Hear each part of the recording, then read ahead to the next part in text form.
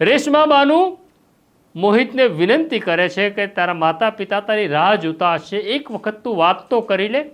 પણ મોહિતની હિંમત થતી નથી. પણ એ દિવસે રેશમા બાનુ સલીમને કહે છે કે હવે મોહિતે મોલમાં સૂઈ જવાની જરૂર નથી, મોહિત આપણા ઘરમાં જ રહેશે, આપણો દીકરો બની. આ કુદરતની કરામત અને કુદરતની કમાલ તો જુઓ કે આ જગતની અંદર ક્યારે મોહિત સલીમને રેશમાને મળ્યો નહોતો, પણ ખુદાએ નક્કી કર્યું હતું, એની સ્ક્રિપ્ટ કંઈક જુદી હતી.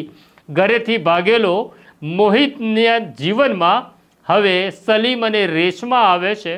તે પોતાના સંતાનની જેમ અમરનાથના ફ્લેટમાં તેને રાખે છે. સલીમ અને મોહિત રોજ સાથે મોલમાં નોકરી કરવા જતા હતા. પણ સમયનું ચક્ર આગળ વધે છે. સલીમને દુબઈમાં કામ મળે છે.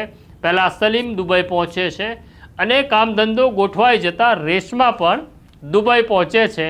પણ જતી વખતે મોહિતને કહે છે, દીકરા ચિંતા કરતો નહીં, તારે અહીંયા જ રહેવાનું છે, આ તારું જ ઘર છે.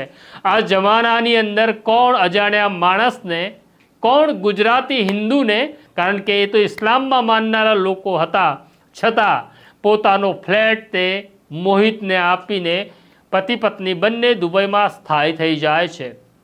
રોજ સલીમ, રેશમા અને મોહિત એકબીજા સાથે ફોન ઉપર વાત કરતા હતા. આ દરમિયાન કોરોના શરૂ થાય છે. માત્ર મુંબઈ જ નહીં, ભારત બંધ થઈ જાય છે. રેશમાને વિચાર આવે છે કે મારો મોહિત એકલો પડી ગયો હશે, મોહિતનો કામ ધંધો બંધ થઈ ગયો હશે, કેવી રીતના જીવતો હશે.